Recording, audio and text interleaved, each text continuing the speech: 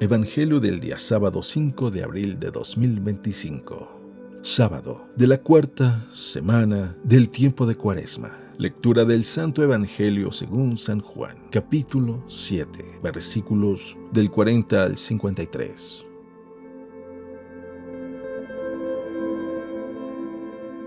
En aquel tiempo, algunos de los que habían escuchado a Jesús comenzaron a decir: «Este es verdaderamente el profeta». Otros afirmaban: «Este es el Mesías». Otros, en cambio, decían: «¿Acaso el Mesías va a venir de Galilea? ¿No dice la Escritura que el Mesías vendrá de la familia de David y de Belén, el pueblo de David?». Así surgió entre la gente una división por causa de Jesús. Algunos querían apoderarse de él, pero nadie le puso la mano encima. Los guardias del templo, que habían sido enviados para apresar a Jesús, volvieron donde estaban los sumos sacerdotes y los fariseos, y estos les dijeron: «¿Por qué no lo han traído?». Ellos respondieron: «Nadie ha hablado nunca como ese hombre».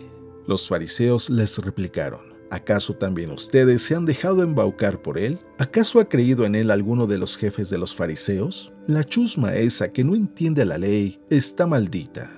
Nicodemo, aquel que había ido en otro tiempo a ver a Jesús y que era fariseo, les dijo: «¿Acaso nuestra ley condena a un hombre sin oírlo primero y sin averiguar lo que ha hecho?». Ellos le replicaron: «¿También tú eres Galileo? Estudia las Escrituras y verás que de Galilea no ha salido ningún profeta». Y después de esto, cada uno de ellos se fue a su propia casa.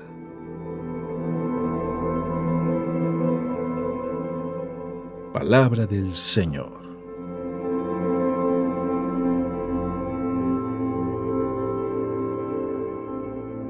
La personalidad de Jesús y sus palabras siempre nos confrontan. Y esto mismo sucedió en el tiempo de Jesús, y así lo manifiesta el Evangelio del día de hoy según San Juan, en donde se preguntaban, unos decían: «Este verdaderamente es el Mesías». Otros, en cambio, ¿verdad?, decían: «Es el profeta». Pero ¿cómo va a venir de Galilea? Si la Escritura dice que viene de Belén, de la casa de David. En fin, querían apoderarse de él y querían matarlo.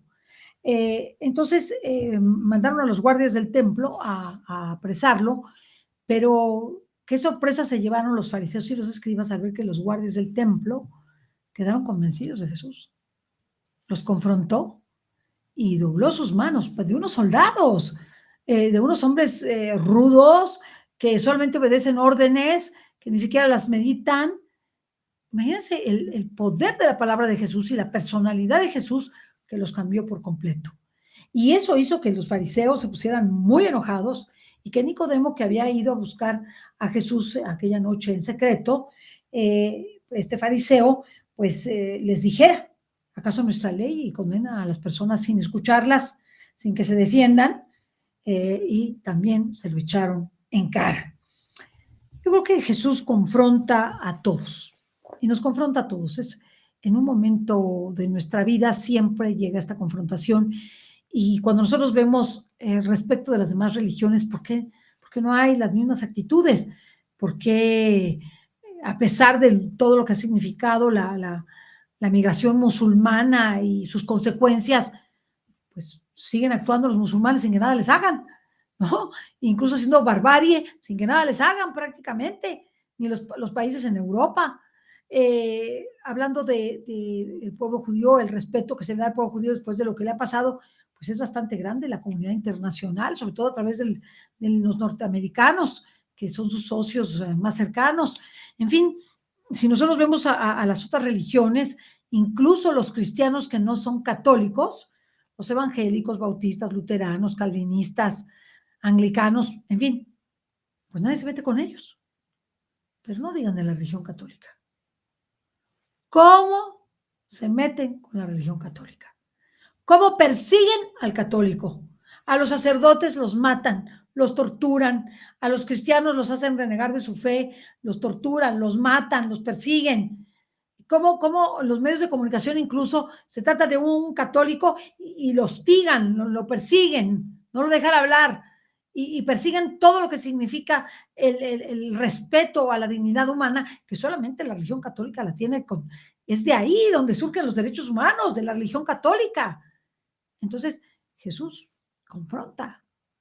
Su personalidad y su palabra tienen una fuerza invencible. Por lo tanto, cuando algo viene de Dios, sabemos que está confrontado. Y cuando las personas o los personajes políticos del medio artístico, del medio social, de nuestras familias se ponen rabiosos, es precisamente por eso, porque Jesús confrontó con su palabra, con su ejemplo y con su personalidad a todos los de su tiempo. Estaban furiosos, iban a perseguirlo y a atraparlo y a matarlo. Nada más que no había llegado su hora, como dice la escritura. Entonces, los mismos soldados se regresan hasta convertidos. Nunca nadie nos había hablado así. Dice esto el Evangelio, dice, nadie ha hablado nunca como ese hombre. ¡Wow! Y por eso dice, los fariseos les replicaron, ¿acaso también ustedes se han dejado embaucar por él? ¿No? Incluso dicen, ¿acaso ha creído en él alguno de los jefes de los fariseos? La chusma esa, que no entiende la ley, está maldita. Eso dice. Eso es de la chusma. Están malditos. Y no, es que Jesucristo tiene una personalidad extraordinaria, una forma de llevar la verdad maravillosa que nos confronta y nos va a confrontar siempre. Y eso es lo interesante de Jesús con respecto a la relación que tenemos con Él, que nos confronte, que nos haga ver nuestra maldad, nuestro pecado, nuestra soberbia, nuestras faltas, nuestras omisiones. Y eso es lo que nos debe hacer que nos arrepintamos en esta cuaresma. Analicemos cómo la personalidad de Jesús, cómo sus palabras, sus dichos, su evangelio nos confronta y veamos en qué no estamos haciendo las cosas correctamente. Como los mismos fariseos, los mismos escribas, los doctores de la ley y los soldados. Pero fíjense, los más sencillos, los más ignorantes, que son los soldados, esos se dieron cuenta de su autoridad. Se dieron cuenta, nunca ningún hombre ha hablado como él. Y diríamos lo mismo en este tiempo.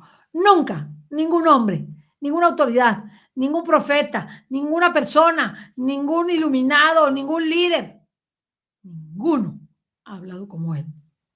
Es por eso que Él es la palabra hecha carne y es el Mesías, el Hijo de Dios vivo, la segunda persona de la Santísima Trinidad. Y por eso esta religión es tan maravillosa, es la verdadera. ¿Por qué? Porque su fundador es la segunda persona de la Santísima Trinidad, es Dios.